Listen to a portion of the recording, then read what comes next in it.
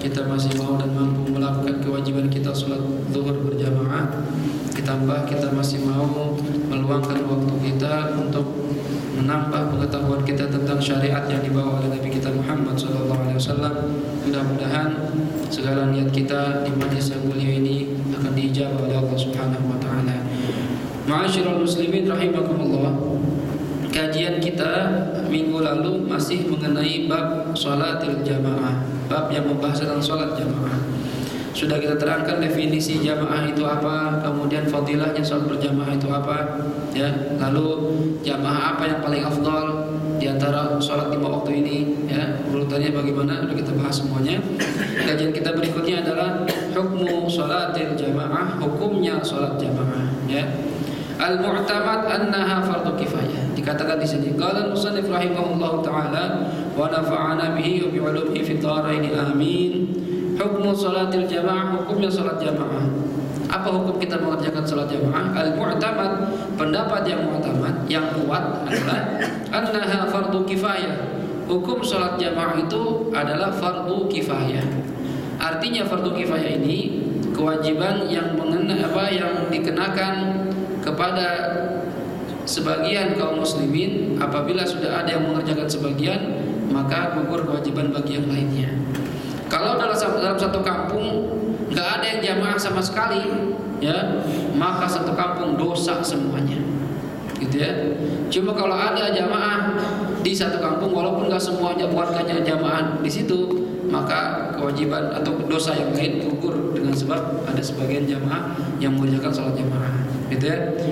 Berapa batasan dikatakan sudah gugur kewajibannya? Bihaisu yadhharu syiar, sekiranya sudah terlihat syiar jamaah itu.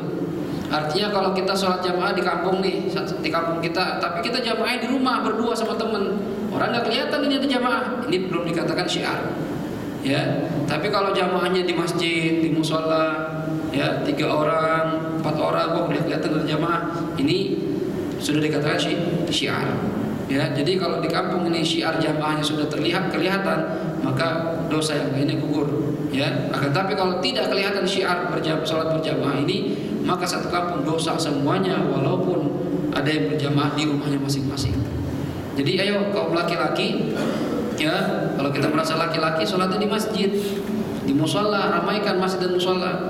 Jangan kayak perempuan sholat di rumah mulu, ya. Nanti ini laki atau perempuan? Kalau perempuan di rumah, ya, laki di masjid, ya. Jangan disamakan kita sama perempuan.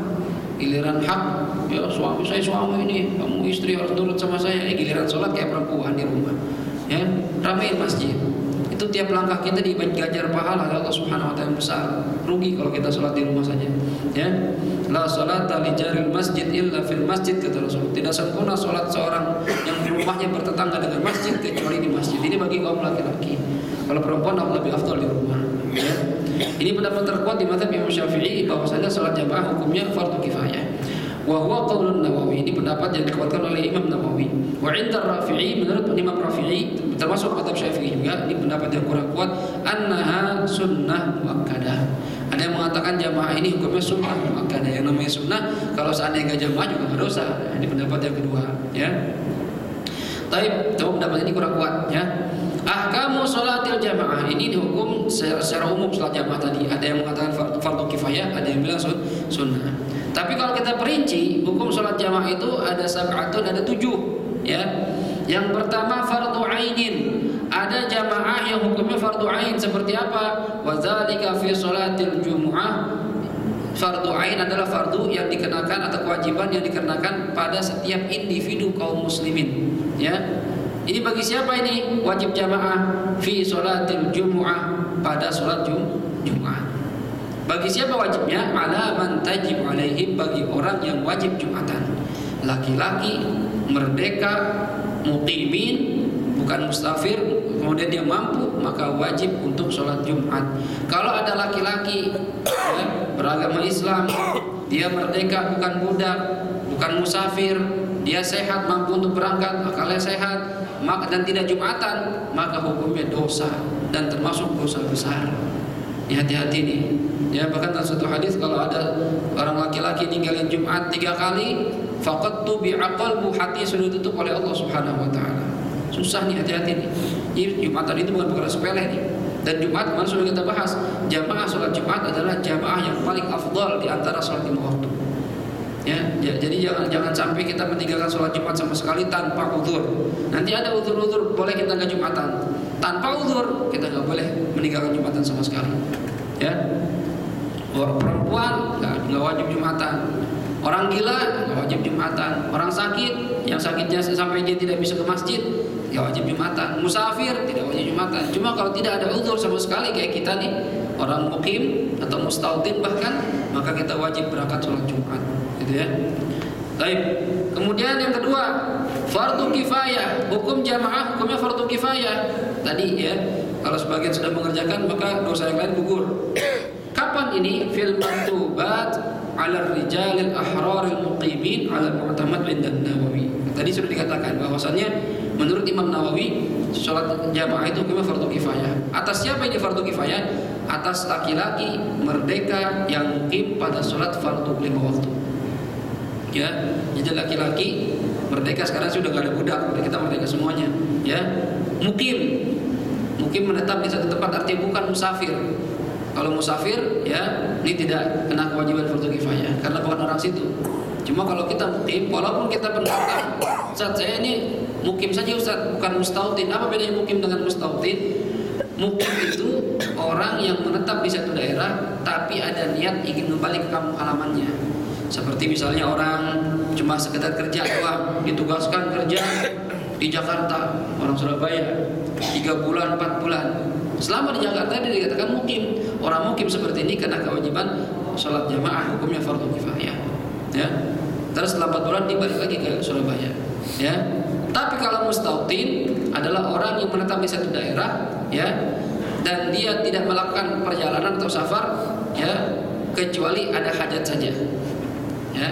Bapak aslinya orang Surabaya, pindah ke Jakarta, udah kerja dari muda di Jakarta, kuliah, kerja di Jakarta, sampai nikah, beli rumah, menetap di Jakarta, nggak ada niat balik ke Surabaya. Sewaktu-waktu paling Ustaz saya balik Lebaran, itu namanya Anda sudah mustautin, sudah penduduk tetap di situ. Ya, nah orang yang seperti ini kena, apalagi kena kewajiban sholat jamaah. Mukim saja kena kewajiban, apalagi mustautin. Ya, ini bedanya apa antara mukim dengan mustautin? Ini bedanya dalam bab Jumatan. Kalau mukim Anda wajib Jumatan tapi tidak masuk hitungan 40 orang. Tapi kalau mustautin Anda wajib Jumatan dan masuk hitungan 40 orang. Gitu ya. Karena syarat Jumatan di mazhab Syafi'i minimal orangnya ini yang berjamaah 40 orang laki-laki mustautinin, orang yang penduduk tetap, bukan tinggal sementara saja. Kalau kayak santri ya, mondok di Jawa Timur 5 tahun 6 tahun, mukim atau mustautin, tetap aja walaupun 5 tahun 6 tahun dia mukim saja. Tidak mustautin. Kenapa? Karena dia pasti ada niat balik ke kampung halaman. Setelah lulus belajar dia akan balik lagi. Ini namanya mukim, bukan mustautin. Ya, jadi kita bisa mengukur diri kita ini di Jakarta, khususnya bagi para pendatang, apakah saya mukim atau mustautin. Kalau di Jakarta cuma cari duit doang, tapi niatnya nanti balik ke kampung halaman, berarti Anda mukim bukan mustautin. Gitu ya. Nah, ini dua-duanya kena kewajiban sholat Jumat, sholat jamaah ya. Baik, kemudian mandubah yang ketiga, hukum sholat jamaah adalah sunnah. Kapan jamaah itu sunnah? Fin nawafil, pada sholat sunnah allati tushra'u fiha al-jamaah, yang disyariatkan untuk dikerjakan secara berjamaah. Seperti apa? Kal idain, seperti sholat hari raya Idul Fitri dan Idul Adha.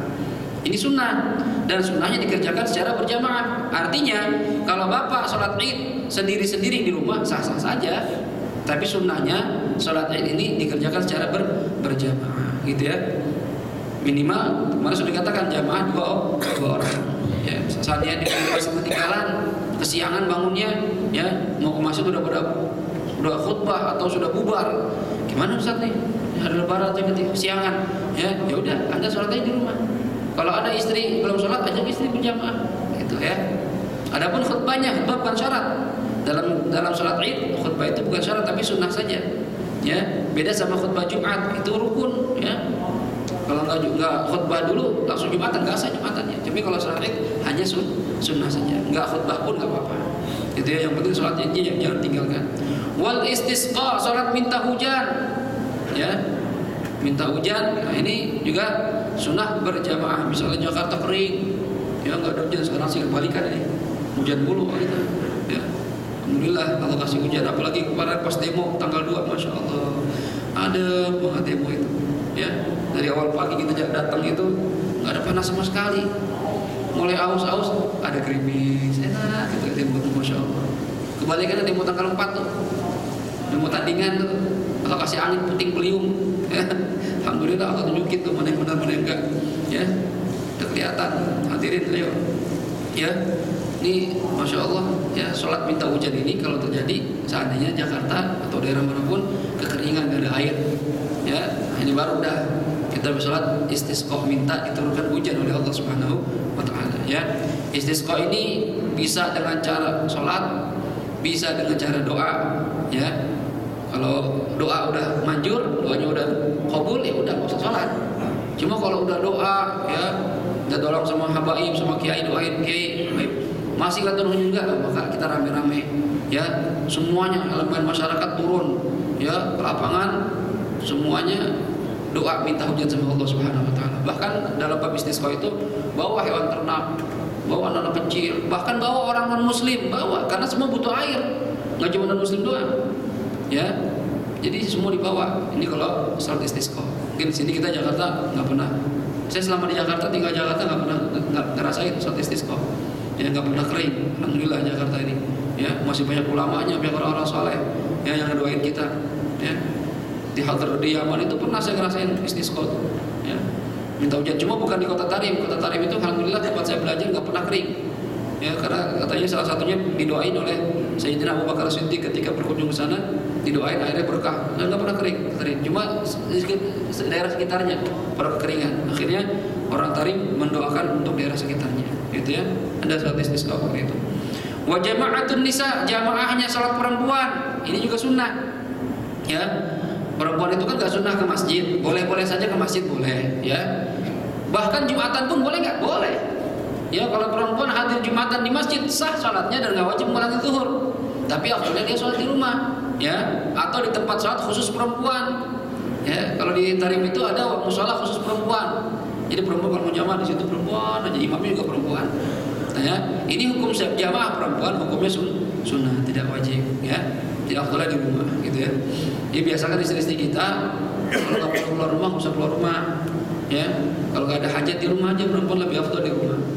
Kalau ada hajat baru keluar seperlunya aja. Kita jangan dibiasakan istri kita ngayap mulu, jalan mulu. Ya, yang keluar tuh laki-laki cari duit, semua cari nafkah, perempuan di rumah. Yang ngurus rumah tangga, ngajarin anak, didik anak itu perempuan. Yang makanya dikatakan al-ummahat madrasatul ula lil aulad. Para ibu itu madrasah pertama untuk anak-anak kita. Ya, jadi kalau punya istri rajin ibadah, rajin baca Quran, ya, anak bakal lihat tuh rumah, ibu saya begini nih, ngikutin. Jadi kalau istri kita kerjaannya main handphone mulu, nonton sinetron mulu, ya anak ikutin juga. Walaupun kita capek-capek di luar, dia lihat orang tuanya. Jadi cari istri itu yang solehah, jangan sekedar cakep doang, yang solehah, ya, yang bisa didik anak-anak kita. Ini anak kita aset ini buat kita di akhirat ntar. Kalau punya anak solehah, ya kita meninggal ada yang doain, kita meninggal ada yang istighfarin. Apalagi punya anak sampai hafal Quran bisa kasih syafaat buat kita nanti di hadapan Allah Subhanahu wa taala. Ya. Perempuan biarin di rumah, didik anak-anak kita. Ya. Kalau perlu cari istri yang hafal Quran, Masya Allah. Ustaz saya udah nikah Ustaz. Istri nggak hafal Quran, cari lagi. Kalau berani, ya kalau nggak berani jangan. Ya. Kalau nggak bisa adil jangan dah. Ya. Tadi kemplang sama Allah ntar. Kalau bisa adil silakan. Ini adil tapi nggak mampu Ustaz. Duitnya masih utang-utang, ya nggak usah kalau begitu bisa sendiri. Ya. Kalau nanti mampu adil silakan. Ya. Ustaz Arif Ilham kan 2 istilahnya, 2 3 sekarang. Arif Ilham 2 ya, 2 tapi bisa adil. Ya, harmonis silahkan kalau begitu. Ya. Silahkan kalau cuma sekedar nafsu doang, nggak bisa adil, dosa nih. Ya, nanti bahaya, nanti bangkitin sama Allah Subhanahu wa taala. Ngeri kita di hari kiamat kalau nggak adil antara 2 istri kita atau lebih ya. Baik, mubahah termasuk hukum salat berjamaah yang keempat adalah mubah, boleh, arti boleh. Ya dikerjakan karena dapat pahala, ditinggalkan juga berdosa. Ya. Seperti apa ini fit nawafil pada salat sunnah allati la tusyra fiha al jamaah, yaitu sholat sunnah yang tidak disyariatkan untuk dikerjakan secara berjamaah. Seperti apa? Sholat duha. Sholat duha ini sholat sunnah dan sunnahnya gak jamaah. Tapi kalau kita mau jamaah gimana? Mubah, boleh. Ya, tapi gak dapat pahala jamaah gitu aja. Ya, misalnya kayak di sekolahan untuk mendidik anak-anak kan jamaah, kalau sendiri pada gak sholat. Cuma kalau jamaah ya pada sholat, rame-rame gitu kan, di absen bahkan. Ya, itu gimana? Mubah, boleh, sah-sah saja, apa? Ya. Warawatib qabliyah ba'diyah. Itu kan sunnahnya sendirian. Tapi Ustaz, saya pengen jamaah biar semangat nih. Santri gimana? Boleh gak? Boleh, apa-apa, silakan. Sah jamaahnya tapi tidak dapat pahala jamaah. Gitu ya. Karena ini termasuk sholat sunnah yang tidak disunahkan untuk berjamaah. Ya. Tahajud jamaah kayak mulai itu kan berjamaah boleh saja, nggak apa-apa. Ya. Baik, kemudian khilaful aula ini sebaiknya ditinggalkan. Ya. Yang afdal itu tidak berjamaah. Kapan itu? Idza kanat sholatul imam adaan wal ma'mum qadaan wa kadzalikal aks. Apabila sang imam sholatnya sholat yang adaan, makmumnya sholat qadaan. Misalnya kita sholat zuhur nih, ada imam sholat zuhur. Kemarin kita ya belum sholat zuhur, ketiduran atau lupa misalnya. Saya mau qadha hari ini dah. Ada orang lagi sholat zuhur, saya jamaah sama dia dah. Ya, gimana hukumnya nih? Boleh nggak? Boleh. Cuma khilaful aula sebaiknya nggak usah jamaah. Ya, sebaiknya masing-masing. Kenapa? Karena beda, imamnya sholatnya adaan hari ini, Anda qadha yang kemarin. Atau kebalikan, imamnya qadhaan, Anda adaan. Kalau memaksakan jamaah sah-sah saja, ya. Cuma ulama khilaf, dapat nggak pahala jamaah kalau seperti ini? Ada yang mengatakan dapat pahala jamaah, ada yang mengatakan tidak dapat pahala jamaah karena jenis sholatnya berbeda. Gitu ya. Jadi yang afdal kalau ingin jamaah ya adaan dengan adaan, qadhaan dengan qadhaan. Gitu ya. Misalnya kemarin ketiduran berdua, ya. Habis main futsal paginya, tidur jam 11 bangun jam 4 berdua orang. Gimana kita nih mau qadha? Qadha sama-sama ini boleh. Sama-sama qadhaan itu nggak apa-apa. Ya. Tapi seandainya dikerjakan juga nggak masalah juga. Ya. Seperti itu juga misalnya sholat sunnah dengan sholat fardu misalnya. Ada orang ba'diyah zuhur, ya. Kita pikir dia sholat zuhur, kita jamaah sama dia. Boleh nggak? Boleh saja, sah-sah saja. Ya. Cuma khilafnya para ulama berbeda pendapat, dapat nggak pahala jamaah itu aja. Ada yang bilang dapat pahala jamaah, ada yang bilang tidak dapat pahala jamaah, gitu ya. Jadi sebaiknya kalau kita ragu ini dia qobliyah, ba'diyah atau sholat zuhur ya, mendingan cari orang yang ingin benar-benar sholat zuhur. Jadi yakin sama-sama fardu, gitu ya. Dan nggak perlu kita yang sedang ba'diyah melarang orang ikut jamaah sama kita, nggak perlu. Ya, kadang ada orang kita lagi sholat sunnah nih, ba'diyah, ada yang mau ngikutin, kita kasih kode. Maksudnya nggak usah, gitu. Nggak usah, biarin aja. Ya sah-sah saja. Ya. Tapi bagi yang berjamaah tadi ya ada perbedaan pendapat di antara para ulama madzhab Syafi'i apakah dapat pahala jamaah atau tidak, itu saja. Tapi jamaahnya tetap sah, gitu ya. Baik, kemudian ada lagi yang makruh. Jamaahnya makruh. Artinya gimana makruh? Kalau Anda tidak berjamaah malah dapat pahala, kalau jamaah enggak dapat pahala. Ya, makruh itu kan perkara yang apabila kita kerjakan enggak dosa. Tapi kalau kita tinggalkan dapat pahala. Itu makruh, ya. Bagaimana nih? Idza kana al-imamu fasiqan, apabila imamnya orang fasik. Fasik itu siapa sih fasik? Fasik itu kebalikan dari adil. Fasik itu orang yang manirtakaba kabiratan, orang yang mengerjakan dosa besar. Orang yang suka mabuk, suka zina, suka judi, suka enggak sholat, itu dosa besar semua nih. Melawan orang tua, ya. Ini termasuk dosa-dosa besar, main santet, bunuh orang, dosa besar semua nih. Banyak dosa-dosa besar itu. Ya, ini orang fasik namanya. Ya. Atau ya orang yang melakukan dosa kecil secara terus-menerus. Ya. Kalau kita dosa kayak kita nih yang hadir pada siang hari ini kan pasti punya dosa, nggak mungkin tapi dosa. Kayak kita, saya aja ngomong dan dosanya banyak. Ya. Jalan dari rumah ngeliat paha orang naik motor, ya aduh hanya mulus juga kelihatan misalnya, dosa kita, ya cuma nggak terus-terusan, ya ini orang kalau fasik itu dia memang sengaja melakukan dosa kecil, tiap pagi nongkrong pinggir jalan nyari paha, nungguin sambil minum kopi, dan orang fasik namanya, emang sengaja maksiat. Kalau kita bukannya pengen maksiat, pas di jalan maksiat juga misalnya, beda ini. Kalau fasik itu memang melakukan dosa kecil dan terus menerus dengan sengaja. Ini orang fasik. Ya, dan maksiatnya lebih banyak dibandingkan ibadahnya. Ini orang fasik namanya. Ya, udah maksiatnya banyak, ibadahnya jarang, orang fasik namanya. Ya, jadi fasik itu saya ulangi, dia mengerjakan dosa besar atau terus-menerus melakukan dosa kecil dan maksiatnya lebih banyak dibandingkan ketaatannya pada Allah Subhanahu wa taala. Ini fasik. Kalau imam kita model begini, makruh jamaah sama dia. Mendingan sholat sendirian. Ya. Punya imam, kita tahu nih di kampung nih. Ya, imamnya dia mau apa? Tiap sore main judi di situ. Taruhan. Ya. Pagi-pagi ngeliatin anak kos-kosan keluar. Celana pendek. Wah, ayo dah. Orang dangdut nyewer paling duluan. Nah, orang begini jadi imam gak usah. Ya, Ustaz, jawab banyak ya Ustaz, walaupun jawabannya banyak sendirian lebih afdal.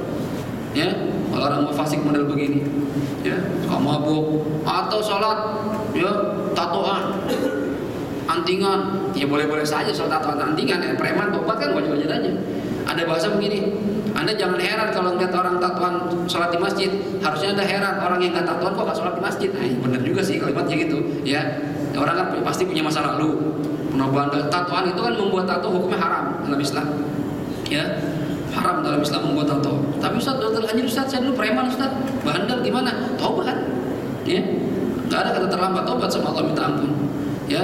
Sedangkan tato ini bisa mencegah masuknya air wudhu dan mandi kalau junub sampai ke dalam kulit. Bagaimana ini hukumnya? Kalau bisa dihilangkan, wajib dihilangkan dengan syarat tidak menyakiti diri kita. Misalnya operasi laser kalau penyakit atau suntik cairan untuk menghilangkan catnya itu ntar masuk ke darah keluar. Ada yang begitu mahal. Ustaz, saya preman kampung Ustaz. Ya, bukan preman anak gedongan. Kalau preman Harley kan berarti banyak. Anak Harley kan tatoan. Saya berapa kali ceramah di klub-klub Harley itu. Ya di kafe, ceramah di kafe. Masya Allah, orangnya tatoan gede-gede gitu kan. Tumpetnya tebal-tebal. Ya, di kulkasnya bir, aduh kacau banget saya bilang. Nah, kali kita ceramah dia selfie-selfian. Ya, ya begitu kerjaannya, ya touring kerjaannya. Ya, tapi harus ada yang masuk ke situ. Ya, kalau nggak ada yang ngeliatin repot, malah repot. Ya, mau tobat nih Ustaz, saya preman dulu. Kan preman anak-anak gedongan nanti mainnya Harley.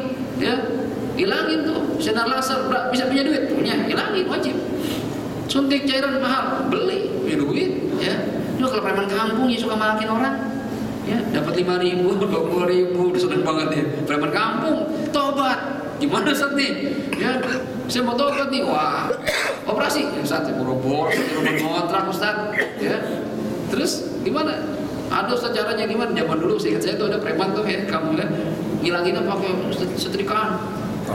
Oh, itu gigit. Dia juga biar gak teriak. Ah, itu nggak boleh, nyakitin diri kita nggak boleh. Ya, kalau sampai menyakiti diri kita sendiri untuk yang kita tahu nggak diwajibkan, bahkan haram, nggak boleh. Gimana Ustaz nih hukum tatonya? Selama dia nggak mampu menghilangkan, ya, tanpa menyakiti dirinya, dimaafkan, biarin, sholatnya sah segala macam. Tapi nanti seandainya nanti dia sukses, jadi usaha benar, jadi orang kaya, wajib tuh hilangin. Ya, jadi haram. Ya, kalau seandainya ada imam tatoan tindikan, ya, wah mana-mana, ya, ini jadi imam nggak usah sholat sama dia. Ya, sholat sendiri aja. Ya, apalagi kalau melihat sholatnya nggak sah, malah nggak sah sholatnya.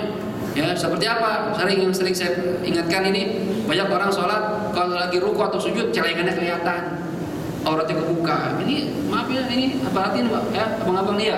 Kalau pakai kaos tuh masukin kaosnya.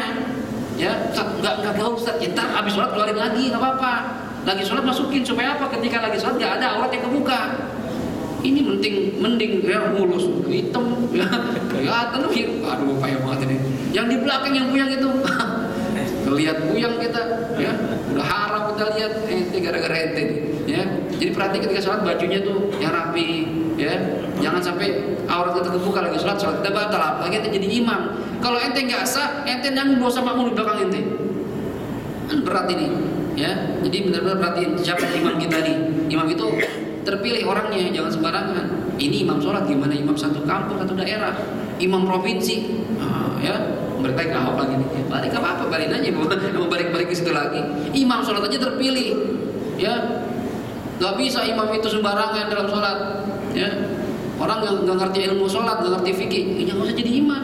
Orang bacaannya gak benar jadi dalam fatihahnya, mau jadi imam gak usah, gak sah. mundur ente. Ustaz ini pintar ceramah, Ustaz cuma Fatihahnya nggak pintar, ya tetap aja nggak boleh jadi imam. Biar pintar ceramah juga, jadi ada kriterianya. Itu imam dalam sholat, ya lebih faqih, lebih aqra, lebih bagus bacaannya, lebih ahfaz, lebih banyak hafalan Qur'annya, ya lebih aura, lebih wara. Wara itu ya nggak senang, nggak mengerjakan yang haram dan syubhat dan makruh, apalagi syubhat ya, syubhat makruh apalagi haram nggak kerja itu. Kita kadang makruh masih terjang juga kalau kita kan makruh doang Ustaz, makruh. Jangan pakai doang, itu makruh. Ya. Kalau bisa tinggalin. Ya. Udah sama-sama wara, azhar yang lebih zuhud, lebih nggak cinta dunia. Nah, kelihatan gayanya. Ya. Ya, walaupun kita nggak bisa melihat batin orang, cuma zahir kelihatan. Mana yang lebih zuhud, ya. Lebih tua, ya. Oh lebih tua nih, sama-sama ilmunya sama. Oh, mana yang lebih tua depankan, mana yang lebih dulu masuk Islam, ya nasabnya diperhati mana yang ini Ustaz sama-sama alim Ustaz, cuma ini anak kiai, ini bukan yang anak kiai karena dia punya kelebihan. Itu imam tuh begitu, ya sama Ustaz, ilmunya semuanya waduh, nasabnya sama-sama bagus, pekerjaannya sama-sama bagus Ustaz, ya mana yang lebih ganteng, ya. Wah ente sih masya Allah anak kiai juga alim nih, tapi gantengan dia mundur. Tapi kalau pihak nggak punya kalah, ada kalahnya di situ. Ya mana yang pakai baju putih, ya dahulukan. Jadi nanti ada di belakangnya ada man aula bil imam, siapa orang lebih utama menjadi imam, ada urutannya. Walaupun tidak wajib, cuma cara memilihnya itu ada. Ya sampai bahkan dikatakan siapa yang istri lebih cakep, coba bayangin sampai segitunya di kitab lain tuh. Sama-sama alim Ustaz, pakai yang putih, pakai imam, cakep rapi dah, ya. Ini cakep, jelek Ustaz, cakep, maju. Lebih ada keistimewaan di situ. Sampai segitunya ya, memilih imam, apalagi imam negara, imam provinsi, ya. Masa milih imam non muslim? Masa milih imam yang suka ngomong tai, bangsat, imam apaan ini? Kalau ada orang Islam milih lagi, aduh saya bingung ini. Bingung saya, bener. Ya, kalau ada yang milih lagi, saya bingung. Ayatnya udah banyak, ulama udah pada ngomong semua, kok masih milih gitu? Ini pikirannya kemana gitu ya? Saya bingung dah, nggak tahu dah. Terus Allah dah, udah bingung gimana lagi dah? Ya, udah capek, ulama udah capek ngomongnya. Udah demo jutaan orang kemarin, masih aja juga. Kemarin yang tanggal 4 coba bayangin tuh, ya, masih aja yang belain orang Islam juga hadirin ya Allah. Sedih kita melihat ini. Sedih saya beneran, saya pribadi sedih lihat orang Islam bela non muslim, ya non muslim yang begitu lagi. Alhamdulillah, mudah-mudahan Allah jadikan pemimpin kita berikutnya orang Islam dah. Dan cukuplah sekali Jakarta dipegang non muslim. Proses pengen begitu. Bapak nggak setuju silakan aja, saya ngomong aja, ya nggak ada silakan mau pulang dah, ya silakan aja.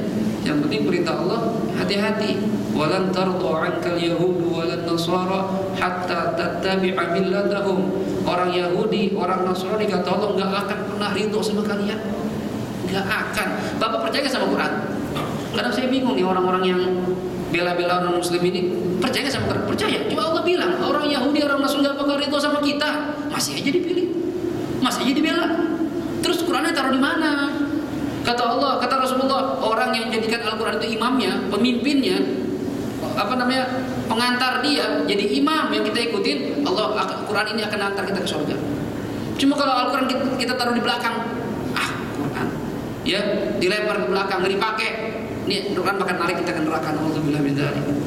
Hati-hati ini bukan kalau sepele. Jangan kayak sifat orang Yahudi. Ada perintah yang cocok sama kita pakai. Ada perintah yang nggak cocok sama kita tinggalin. Ini nggak boleh sifat orang Yahudi ini.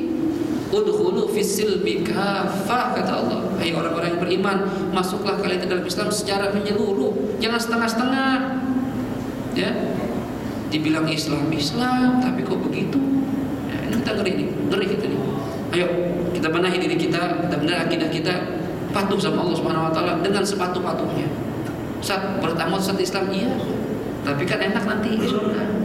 Ya, sabar, dunia mah enggak lama hadirin. Ya. Dan kalau emang Anda enggak nurut sama aturan Allah, entar masing-masing ngerasain.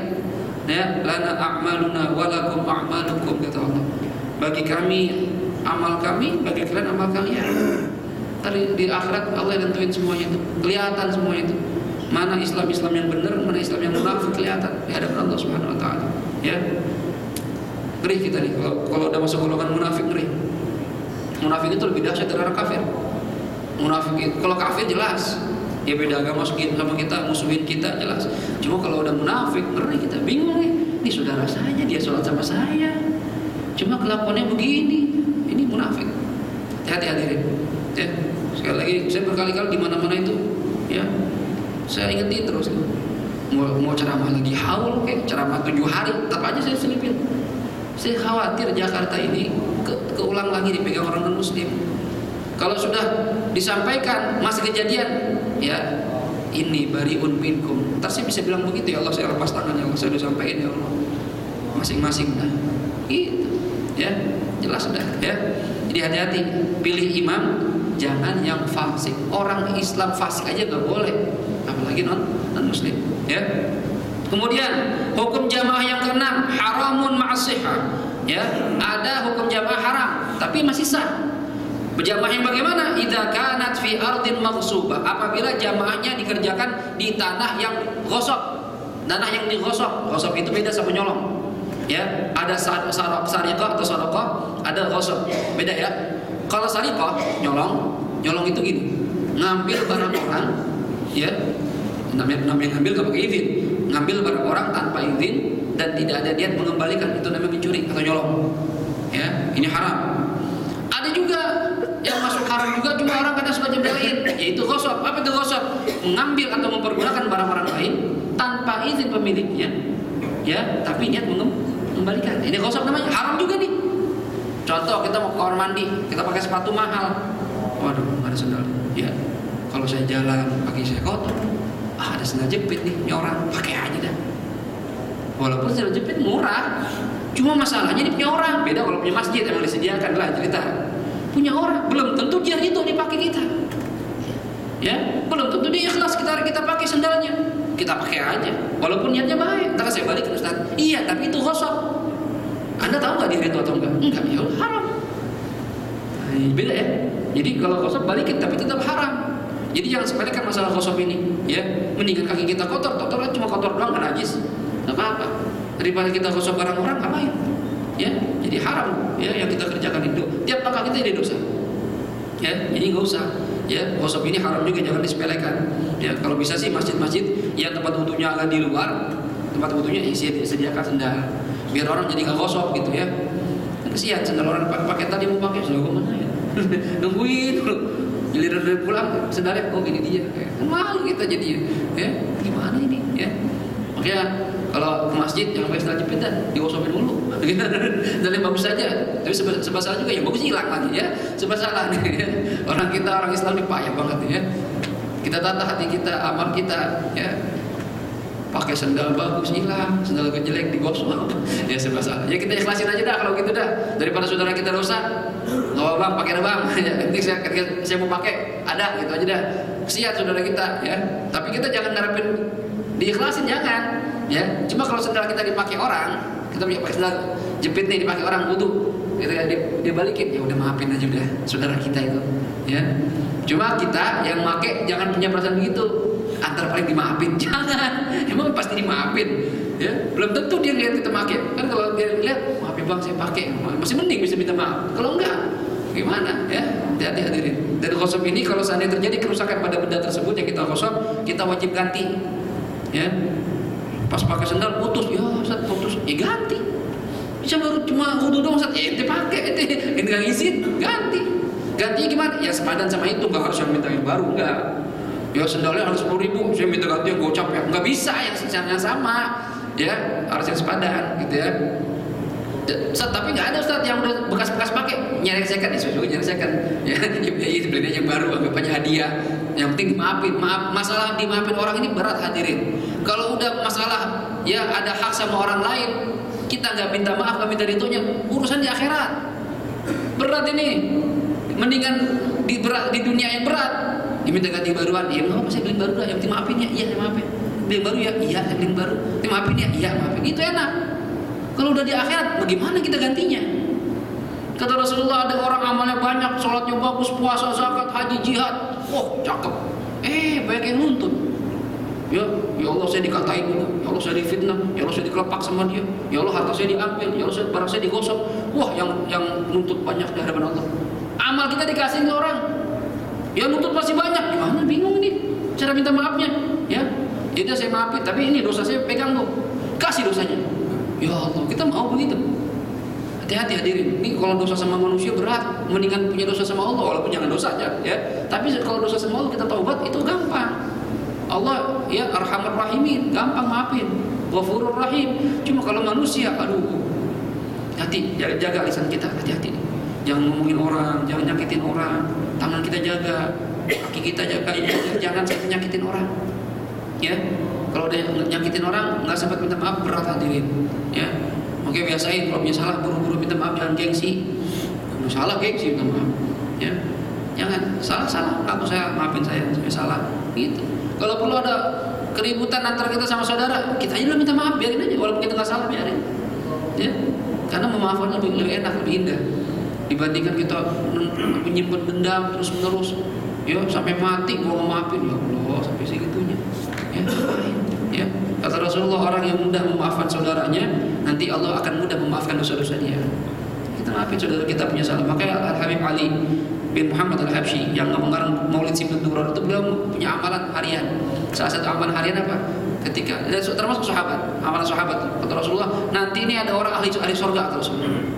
Sahabat nungguin, mana ahli surga? Datang laki-laki biasa aja. Ya. Besok Nabi bilang, nanti ada orang laki-laki ahli surga, kata Rasulullah. Datang sampai 3 kali. Dia juga yang datang. Ada salah seorang sahabat penasaran, apa sih amalnya ini? Ya, diikuti pura-pura nginep rumahnya. Saya mau nginep nih, ya rumah ente. Pertamu, nginep 3 hari batasannya. Ya kalau nginep rumah orang jangan lama-lama, 3 hari paling lama. Nginep sebulan, itu ngekos namanya.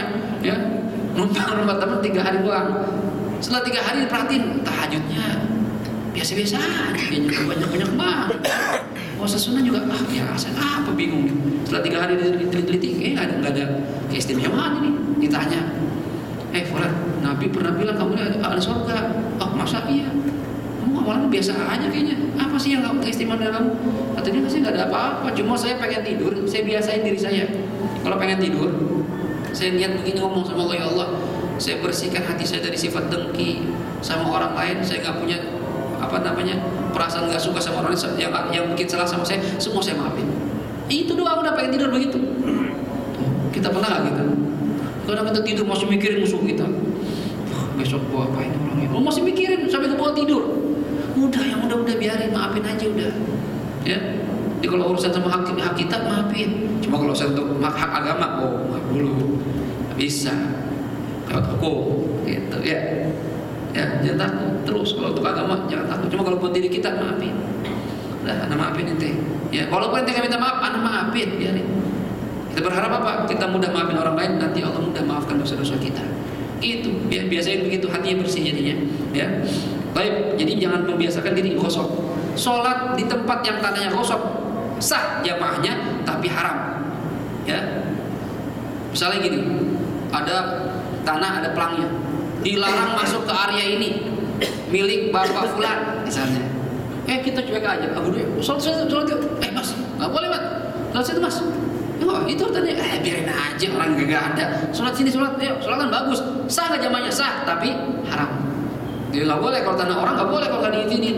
Ya, kita juga marah, orang masuk rumah kita nggak pakai izin, sama dia juga marah. Ya, kemudian au khafa khurujal waqti law sholat jamaah. Kalau mau jamaah bakal keluar waktu. Misalnya, Ustaz, saya nunggu jamaah Ustaz. Cuma dia sholat di akhir waktu Ustaz. Ya, jam berapa? Jam 3:05 baru sholat zuhur. Wah, saya mau tungguin ini. Habis saya keburu asar. Gimana? Gak usah jamaah, sholat sendirian aja. Ya, mendingan sholat sendirian daripada anda nungguin sholat zuhurnya di luar waktu ntar. 2 rakaat di waktu zuhur, 2 rakaat di waktu udah masuk asar. Haram jadinya. Tapi sah jamaahnya. Lebih afdal sendirian, gitu ya. Nggak usah nunggu. Kalau nunggu cuma sebentar, 10 menit itu saya tungguin jamaah daripada sholat sendirian. Cuma kalau sampai akhir waktu jangan. Ya. Itu di WhatsApp saya pernah dapat cerita, cuma nggak tahu apa sumbernya dari hadis atau apa, saya nggak paham nih. Ada cerita ada orang dilemparin ke neraka, Allah alam dalam kitab apa nih, ya. Dilemparin ke neraka, lama bertahun-tahun, neraka kan dalam. Selama perjalanan turun ke neraka itu, ke ujung neraka, dia kena panas api, kepanasan, kebakar. Minta tolong, ya Allah, tolong ya Allah, tolong sholat saya mana, puasa saya mana, yang nolongin saya, gak ada yang nolongin. Setelah 70 tahun baru ada tangan narik dia, tarik ke atas, selamat keluar dari neraka. Ya, dilihat, oh, ini orangnya rapi, cakep, bersih. Kamu siapa? Saya sholat kamu, katanya. Kenapa lama banget nolongin saya? Ya dulu kamu di dunia sholatnya terakhir mulu, ya mengakhirkan saya. Sekarang saya nggak terlambat juga sama nolonginnya. Nah kita pikirin, ya kita sholat zuhur jam 12, tinggalin kerjaan, ya bos lagi rapat, tinggalin bosnya. Maaf ya bos, sholat tuh bos yang manggil Allah, gitu aja udah. Berani nggak kira-kira? Bosnya Cina nih, non muslim, bos adzan, bos maaf. Oh saya pecat, biarin bos pecat aja, berani? Ya, mas berani coba, tadinya bakal respect sama kita. Oh hebat ya orang Islam begini, hebat gitu. Bukan malah marah sama kita, yang ada begitu. Ini kalau kita mengakhirkan waktu sholat ntar meremehkan kita, ntar nolong kita berat, lama ntar nolong kita. Jadi biasanya di awal waktu, kecuali dari utur yang bisa ditinggalin. Lagi azan, lagi di tol, ya Ustaz berhenti gimana Ustaz? Maksudnya mikir-pikir jalan nggak bisa, itu utur namanya. Cuma kalau nggak ada utur, kerjaan doang, lagi main handphone, tinggalin semuanya. Ya, biasain. Jadikan sholat itu yang paling utama dalam hidup kita. Ya, awal waktu langsung ini yang manggil bukan manusia, Allah yang manggil kita. Ya, kalau kita sudah membiasakan begitu dipanggil Allah datang, nanti biar Allah bakal datang kalau kita butuh. Manggil Allah ya peduli sama kita. Nah kalau kita nggak peduli panggil Allah juga, lu gua panggilnya kagak mau nengok lu. Gua panggil entar gua juga entar juga, bahasa kita gitu bahasanya. Ya walaupun Allah nggak begitu sama. Ya, kamu tadi nutudan sebagaimana kamu memberikan, ya dibalasnya begitu sama. Ya, jadi biasain, ya awal waktu biasain. Ya, ajak anak istri kita biasain aja sholat gitu. Ya, kalau udah sholat kan tenang. Ya, waktu panjang enak ngapain aja. Tapi ini haram tapi sah. Sholat kalau jamaah di akhir waktu sampai keluar waktu. Ya, ini hukumnya haram tapi sah. Yang kedua haram tidak sah. Haram dan tidak sah bagaimana ini? Apabila susunan sholatnya berbeda. Bapak sholat Jumat, ya, yang satu sholat jenazah, nggak nyambung mas, ya. Apa tuh kalau ininya? Apa namanya? Si ya, pantunnya. Wiro sablon bawa golok ya, wiro sablon bawa golok, nggak nyambung goblok, gitu kan ya? Nggak nyambung. Ente sholat Jumat atau sholat subuh, ente sholat jenazah, kapan ketemunya? Ente nungguin dia ruku, kagak ruku, nggak bakal ruku, orang cuma takbir doang. Ente tetap aja bos, saya tetap jamaah Ustaz, biarin dah dia sholat jenazah, saya mau sholat subuh, nggak bisa mas. Ya, kalau anda paksain, sholat anda haram dan tidak sah. Karena jenis susunannya berbeda, beda sama yang tadi qadha dengan ada. Masih sama susunannya, ada ruku, ada sujud. Kalau ini beda, jadi jangan dipaksain. Ya, kalau dia sholat jenazah, ya dia sholat subuh sendirian aja. Jangan memaksakan jamaah sama sholat jenazah. Jelas kira-kira ini? Ya, ini jenis-jenis hukum sholat jamaah. Baik, kemudian jamaah yang lebih banyak. Nih kalau kita ada pilihan, Ustaz, mana yang lebih afdal Ustaz? Apakah jamaah yang makmumnya banyak atau yang makmum sedikit? Jelas yang lebih afdal yang makmumnya banyak. Ini lebih afdal. Kalau ada dua pilihan, kita rumah di tengah-tengah, di sini masjid, atau ini musola, musola sini jamaah banyak, sini cuma dikit, 10 orang, ini 50 orang. Mana yang lebih afdal? Lebih afdal ya yang banyak. Kenapa? Karena lebih harapan kabulnya oleh Allah Subhanahu Wa Taala. Semakin banyak orang berkumpul, ijabah itu semakin diharapkan. Apalagi kayak kemarin tuh 212, itu jutaan orang doa, aminin doanya ulama, goyang tuh harus. Ya. Masya Allah, cerita aneh-aneh banyak kejadian itu. Yang bau wangi, ya, masya Allah. Yang doa begitu Arifin Ilham baca Allah ya Allah, nangis itu semua ya. Indah tuh pengalaman itu. Mungkin kejadian cuma baru sekali kali Jumatan begitu. Ya. Hujan-hujanan, biasa kita hujan kabur, kagak, diam aja, nah hujan-hujanan malah ada salatnya itu. Ya. Diajak zikir sama ulama kita, diajak baca maulid, yang tadi gak demen maulid jadi baca maulid juga. Ya, aneh itu kejadian, masya Allah di sana itu indah banget itu. Kalau ada lagi saya mau datang lagi tuh. Ya. Masya Allah mau bikin aksi yang kelima juga saya mau dah, biarin dah.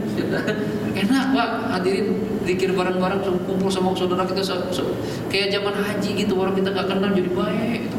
Ya, nggak takut kehausan, nggak takut kelaparan, permen aja dapat kita. Ya, roti bagi-bagiin itu korma, masya Allah. Ya. Ini kalau semakin banyak orang, semakin diharapkan ijabah dikabul oleh Allah Subhanahu Wa Taala. Kata Rasulullah dalam satu hadis, kalau ada 40 orang berkumpul, Itu salah satunya ada doa seperti doanya seorang wali, 40 orang, gimana jutaan orang.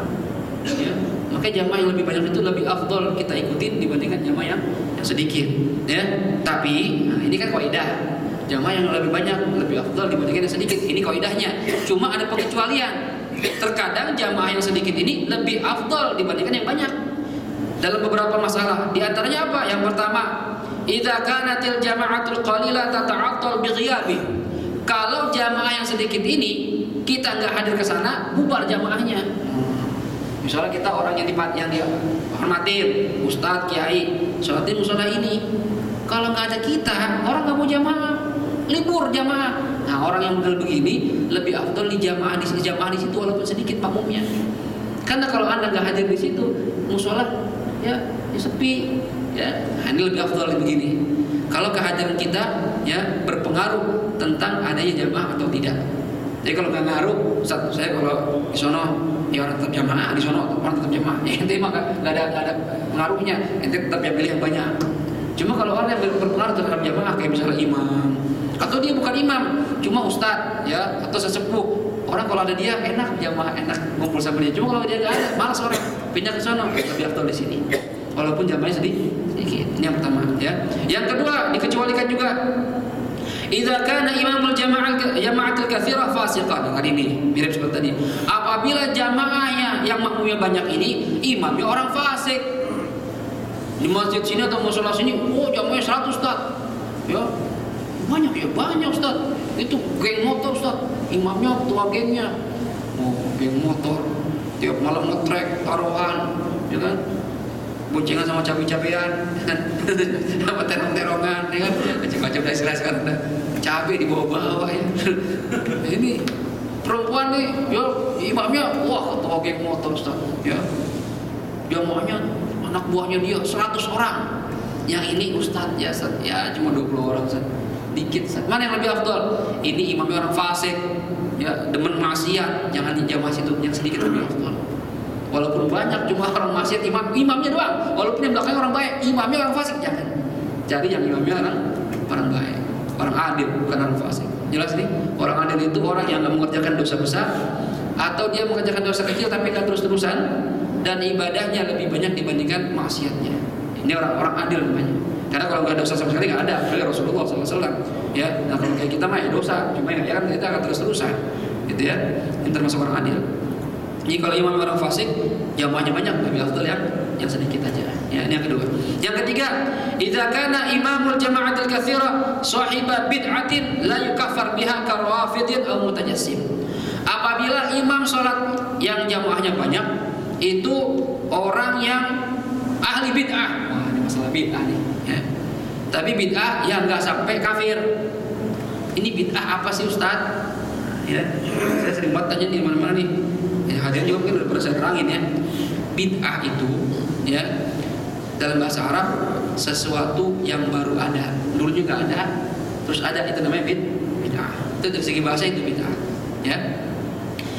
Tapi yang dimaksud jamaah makruh di sini imamnya bid'ah yang tidak mengkafirkan seperti apa? Seperti mujassim, orang yang keyakinan atau akidah yang menganggap Allah itu memiliki jasad.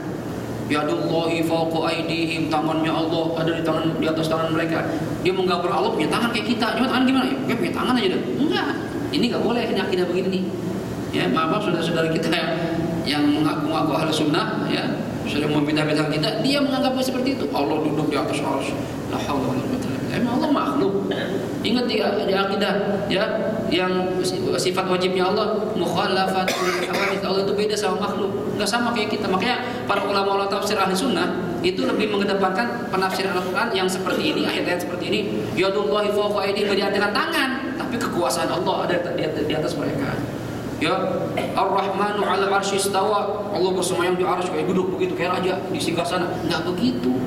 Ya, ditafsirkan lagi karena ini berhubungan sama sifatnya Allah. Allah itu harus beda sama makhluk, enggak bisa sama. Ya. Nah, orang yang meyakini Allah itu seperti makhluk, punya jasad, tangan walaupun enggak sama kayak kita, duduk sama kayak kita, ini bid'ah, ahli bid'ah. Ini yang dikatakan para ulama nih, ahli bid'ah begini nih. Ya. tapi nggak sampai kafir, ya suruh tobat aja sama mereka, ya tobat, suruh lurusin akidahnya. Ini kalau imamnya yang model begini, jamaahnya banyak Ustaz, tapi ini enggak, dia nggak ahli bid'ah, dikit, ini kan yang nggak ahli bid'ah. Ini bid'ah seperti ini dimaksud, ya, bukan bid'ah yang dicap orang-orang salafi kepada kaum muslimin. Wah, ente maulid, bid'ah ente, mana nggak mau jamaah sama ente dah. Walaupun jamaah ente banyak, ya nggak mau, bukan bid'ah yang itu mas, ya. Ini kita kadang masalah begini nih masih ribut terus ini, ya. Kita capek ngomongin begini, ya. Bid'ah itu perkara baru dari segi bahasa yang belum pernah ada. Tapi yang dimaksud bid'ah adalah sesuatu baru yang tidak sesuai sama Al-Quran dan hadis. Ini koridornya itu, patokannya itu. Ya, karena hadisnya jelas tapi mengatakan inna asdaqal hadis kitabullahi tabaraka wa ta'ala wa khairal hadyi hadyu Muhammad sallallahu alaihi wasallam wa syarrul umur muhdatsatuha wa kullu muhdatsatin bid'ah wa kullu bid'atin dhalalah wa kullu dhalalatin finnar. Ingat koridornya, Nabi mengatakan di awal hadis yang paling benar adalah Al-Qur'an. Yang paling baik petunjuk adalah petunjuk Nabi Muhammad SAW. Ini jangan sampai dilupain. Berarti patokannya Quran dan hadis. Kalau sesuatu baru tidak sesuai sama Quran dan hadis, ini yang dikatakan yang jelek, yang bid'ah. Cuma kalau sesuatu baru nggak bertentangan sama Quran sama hadis, bid'ah, tapi bid'ah yang baik. Nah, ini harus kita pahami nih. Kan apa yang ya, mungkin di antara kita yang hadir sini saya juga nggak tahu, mungkin ada yang pahamnya sama seperti saudara-saudara kita yang salafi. Maaf jangan mudah membid'ah-bid'ahkan saudara kalian, apalagi sampai mengkafir-kafirkan saudara kalian. Ini kita sama-sama baca 2 kalimat syahadat ini. Surga punya Allah, bukan punya kalian, bukan punya kita. Allah yang nentuin tar. Ya, ini maulid bid'ah kafir, masya Allah. Ziarah bid'ah syirik, Allah enak amat ente. Ya. Ente tawasul syirik, kufur, murtad, ya Allah enak banget. Ente siapa ente? Dia Tuhan, ente dituin orang surga dan neraka. Ya, mereka selalu mengatakan seperti ini. Maulid nggak ada dalilnya, ya, karena nggak mau ngaji kalau menurut saya. Ya, kalau Nabi sahabat nggak kerjakan berarti haram, berarti sesat, nggak boleh dikerjakan. Dalilnya nggak ada. Sekarang saya tanya, Anda mengatakan Maulid itu haram, ada dalilnya nggak? Ente minta dalil, kita punya dalil. Ente mau minta dalil ziarah kubur, kita punya dalil. Ente mengharam-haramkan, ada dalilnya enggak? Kalau ente mengharamkan yang tidak ada dalilnya, berarti ente juga bid'ah, enggak boleh. Sembarangan namanya. Ini ulama biasa beda pendapat hadirin. Jadi kita harus bijaksana. Bahwasanya kita harus terbuka, hati kita terbuka, lapangnya saudara-saudara kita. Ya, jangan dengan perkara-perkara yang model begini kita pecah. Ya. Jangan dah yang masalah begini-gini ya masing-masing dah sesuai dengan keyakinannya, ikutin guru siapa silakan. Cuma jangan sampai lisan kita menghina saudara kita sendiri, mengkafirkan saudara kita sendiri. Ingat surga itu punya Allah, bukan punya kita. Neraka itu punya Allah, bukan punya kita. Kita nggak bisa nentuin. Belum tentu kita yang kayaknya udah benar banget ini ahli surga, belum tentu hadirin. Allah penilaian lain. Ya, apalagi itu sesuatu yang belum pasti, apalagi yang sudah pasti, apalagi yang belum pasti. Ya, ayo hadirin lebih bijak dalam bersikap, ya, menentukan pilihan dan jaga sikap kita khusus terhadap saudara-saudara kita kaum muslimin. Ya, belajar yang banyak, belajar. Kalau kita mendapatkan satu pemahaman, kok aneh ya begini ya, tanya sama para ulama, benar nggak kiai, benar nggak begini, biar dijelasin sama ahli ilmu. Jangan langsung memvonis, berarti salah. Ngaji dulu yang banyak.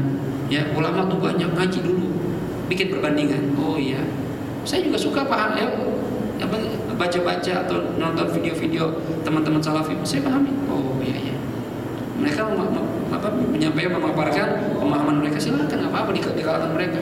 Cuma kan mereka nggak pernah tabayun. Gimana jawabannya? Enak kan tabayun? Oh nggak ketemu, ya udah masing-masing enak gitu, nggak usah pakai salah-salahan, gitu aja. Ya, jadi itu Islam jadi damai, enak gitu ya. Ini saudara kita semua nih, ya. Al muslimu akhul muslim, kata Rasulullah. Ya syuddu ba'duhu ba'dha. Muslim itu saudara muslim, saling menguatkan bukan saling menghancurkan, gitu ya. Jadi kalau imamnya ahli bid'ah, bid'ah yang bagaimana? Bukan bid'ah masalah yang dikatakan salafi, bukan. Bid'ah yang sampai tidak mengkafirkan, seperti akidahnya nyeleneh, ini lebih afdal jamaah yang sedikit dibanding imamnya seperti itu. Kemudian yang termasuk lebih afdal jamaah idza kana imamul jamaah katsiran mukhalifin madzhab. Ini kita bahas insyaallah pertemuan kita berikutnya. Jam 1 ada pertanyaan Kalau enggak, saya tutup. Silakan. Kalau mau nanya sesuai tema atau di luar tema, dipersilakan. Enggak ada? Ya silakan Pak. Waalaikumsalam warahmatullahi wabarakatuh.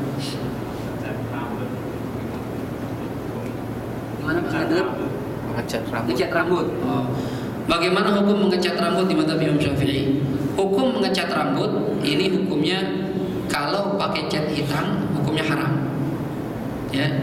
Semir hitam hukumnya haram karena ada hadis khusus Nabi melarang, kecuali Nabi pernah membolehkan ya, kecuali kapan? Dalam kondisi berperang buat orang-orang udah tua. Ya. Apa tujuannya dulu waktu perang? Ini kebiasaan nyemir rambut itu dulu kebiasaan orang Yahudi. Ya, untuk membohongi orang. Karena masih muda, padahal udah tua. Gitu ya. Kalau mau nikah kan udah tua, orang malas kan. Yo kalau masih hitam, masih muda, padahal udah tua gitu ya. Disemir doang rambutnya. Nabi larang tuh, ada tarsis, Nabi menipu orang lain, ya. Nah, Nabi melarang pernah dibolehkan ketika berperang dulu kaum muslimin waktu perang yang udah usianya udah agak tua, udah badan, enggak apa-apa Nabi membolehkan disemir hitam biar kelihatan dari musuh di luar anak muda semua. Ya kalau anak yang perang anak muda kan kuat-kuat gitu kan. Muka tua-tua orang, mesti tua-tua gampang ini gitu. Tapi kalau anak muda, ngeri gitu ya. Kuat-kuat. Jadi dibolehkan. Dan juga yang dibolehkan juga buat istri yang diizinin atau bahkan diperintahkan oleh sang suaminya. Itu enggak apa? Istri ya. Istri kita udah ubanan, kita ngeliatnya aduh, mah enggak enak banget gitu. Tua banget gitu kan. Mau nambah lagi enggak boleh nih mah, gimana? Chat mah biar mudaan lagi. Chat yang nyuruh suaminya boleh. Tapi kalau istri nyuruh suami nggak boleh. Gimana jelek banget Pak? Cek lagi Pak, biar saya semangat lihatnya. Nggak bisa, nggak boleh. Beda ya. Kalau suami perintahnya taatin, istri enggak. Ya, kita imam, kita bukan makmum, kita imam rumah tangga. Jadi yang dibolehkan itu orang laki-laki yang ingin berperang, ya, atau perempuan istri, ya, yang diperintah atau diizinkan oleh suaminya untuk mengecat rambut dengan warna hitam. Ini kalau warna hitam. Tapi kalau warna lain boleh-boleh saja, ya. Boleh-boleh saja, bahkan ada warna yang disunahkan seperti warna hinna, kuning oranye gitu, kemerah-merahan. Rasulullah jenggotnya diwarnain warna hinna. Kalau yang pernah lihat foto Habib Umar bin Hafid, jenggotnya kemerah-merahan, itu sunnah begitu. Ya, rambutnya dicat warna merah-merah gitu, itu disunahkan. Bukan merah-merah kayak apa ya? Dragon Ball bukan ya? Merah-merah kayak pacar Arab gitu tuh, itu sunnah. Ya. Tapi ini walaupun ya, mubah boleh, ya. Tapi kalau seandainya menyamai dengan warna yang biasa dipakai sama orang kafir, jadi haram karena ada unsur tasyabuh bil kufar. Menyamai orang kafir. Misalnya gini, orang kafir trennya itu sekarang dia warnanya biru. Ya, orang-orang Yahudi semua nih lagi ngetren Yahudi. Ya, kita ngikut-ikutin gitu. Ya, apa itu lagu ngetren satu. Artis semua begini semua nih di Hollywood. Itu jadi haram. Kenapa? Kan nggak boleh satu warna rambut. Walaupun mubah, ada yang bilang makruh. Ya kan cuma makruh doang atau mubah. Ya, cuma ini ada unsur tasyabuh, nyamain orang kan kafir, jadi nggak boleh. Jelas kira-kira nih? Ya, jadi hati-hati kalau mau warna rambut jangan warna hitam Pak. Ya, warna hitam aja. Warna pacar buku tuh. Ya, pacar Arab boleh. Gitu ya. Dan ingat kita kalau lagi mewarnain rambut jangan pilih salon perempuan ya, yang pegang perempuan. Kan biasa kalau salon itu kan biarkan perempuan. Ya, saat saya mau warnain warna ini saat merah, ya boleh kayak Rasulullah. Cuma yang menyalonin perempuan sama aja dosa jadinya. Ya, cari salon cowok gitu. Ya, ini kadang kita salon potong rambut punya cewek mulu. Emang beda sih tangannya ya katanya, gitu ya, lebih lembut kan. Ya sama tangan istri kita gimana sih enak gitu. Cuma kan jadi dosa. Ya, yang laki-laki aja, jangan bencong, laki-laki beneran. Ya, ini sekarang salon aneh dah. Ya, kalau perempuan bencong seneng. Ya, jangan dah ya. Yang laki-laki kan banyak sekarang tuh maco barbershop gitu. Jadi yang cowok-cowok beneran gitu. Ya, jangan yang kecewek-cewekan, jangan dah. Ya, jadi biasain cowok gitu. Jelas kira-kira. Ada lagi mau nanya? Gak ada? Baik, kalau nggak ada, kita tutup kajian kita. Insyaallah minggu depan kita sambung masih mengenai jamaah yang lebih sedikit, lebih afdol dengan persyaratan. Dan ini kita bahas insyaallah pertemuan kita berikutnya, dan kita tutup kajian kita dengan baca surat Al-Fatihah. Mohon kepada Allah Subhanahu wa taala mudah-mudahan ilmu yang kita dapat di siang hari ini jadi ilmu yang manfaat dunia maupun akhirat, ilmu yang membuat kita lebih kenal dengan syariat Nabi Muhammad sallallahu alaihi wasallam, ilmu yang membuat kita lebih cinta, lebih takwa, lebih takut, lebih dekat pada Allah Subhanahu wa taala, lebih cinta kepada Nabi kita Muhammad sallallahu alaihi wasallam, dan kita mohon pada Allah agar Allah jadikan kita hamba Allah yang muttaqin, hamba Allah yang salihin. Allah jadikan istri kita istri yang salihat, anak cucu kita menjadi zuriyah yang salihin dan salihat. Allah kabulkan segala hajat-hajat kita, Allah mudahkan segala urusan kita, Allah gampangkan kita dalam membayar hutang-hutang kita. Allah berikan pada kita rezeki yang halal, yang berkah, yang baik, yang cukup, yang banyak, yang tidak menyusahkan kita di hadapan Allah Subhanahu wa taala. Allah beri kita umur yang panjang dalam sehat wal afiat, dalam taat kepada Allah dan Rasulullah sallallahu alaihi wasallam, berbakti pada kedua orang tua kita, dan kita mohon pada Allah Subhanahu wa taala agar Allah berikan kita husnul khatimah, mati dalam keadaan yang baik, mati sedang ibadah pada Allah Subhanahu wa taala, masuk kubur tanpa diazab, masuk surga tanpa dihisab, dikumpulkan dengan Nabi kita Muhammad sallallahu alaihi wasallam surganya Allah Subhanahu wa taala. Dan kita mohon pada Allah, kita berharap mudah-mudahan pemimpin kita yang akan datang, pilkada yang akan datang ini, Allah berikan kita pemimpin yang muslim, pemimpin yang taat pada Allah, yang cinta pada rakyatnya. Dan kita mohon kepada Allah agar hati saudara-saudara kita yang masih membela orang-orang non-muslim, Allah bukakan hatinya, Allah kasih hidayah pada mereka, agar mereka kembali pada hukum Allah Subhanahu wa taala, agar mereka mengambil jalan yang diridhai oleh Allah Subhanahu wa taala. Dan kita doakan juga kaum orang-orang non-muslim mudah-mudahan dapat hidayah, biar masuk Islam, biar sama-sama dapat surganya Allah Subhanahu wa taala. Ala hadhihi niyyah wa likulli niyatin salihah wa ila hadratin Nabi Muhammad sallallahu alaihi wa alihi wasallam. Al-Fatihah. A'udzu billahi minasyaitonir rajim. Bismillahirrahmanirrahim. Alhamdulillahi rabbil alamin. Arrahmanir rahim. Maliki yaumiddin. إياك نعبد وإياك نستعين اهدنا الصراط المستقيم صراط الذين أنعمت عليهم غير المغضوب عليهم ولا الضالين آمين. استغفر الله العظيم استغفر الله العظيم استغفر الله العظيم. بسم الله الرحمن الرحيم. الحمد لله رب العالمين. اللهم صل على سيدنا محمد وعلى آل سيدنا محمد. ربنا انفعنا بما علمتنا رب علمنا الذي ينفعنا رب فقهنا وفقه أهلنا وقرابات لنا في ديننا مع أهل القدر أنثى وذكر. رب وفقنا ووفقهم لما ترتضي قولا وفعلا كرما وارزق الكل حلالا دائما وأخر لا أتقيا علما نحظى بالخير ونكفى كل شر. ربنا أصلح لنا كل شؤون وأقر بالرضا منك العيون واقض عنا ربنا كل الديون قبل أن تأتينا رسل المنون واغفر واستر أنت أكرم من ستر. وصلاة الله تغشى المصطفى من إلى الحق دعانا والوفاء بكتاب فيه للناس الشفاء وعلى آل الكرام الشرفاء وعلى صحب المصابيح الغرر. اللهم اهدنا بهداك واجعلنا ممن يسارع في رضاك ولا تولنا وليا سواك ولا تجعلنا ممن خالف أمرك وعصاك. وحسبنا الله ونعم الوكيل نعم المولى ونعم النصير ولا حول ولا قوة إلا بالله العلي العظيم. وصلى الله على سيدنا محمد وعلى آله وصحبه وسلم. والحمد لله رب العالمين والعفو منكم. السلام عليكم ورحمة الله وبركاته.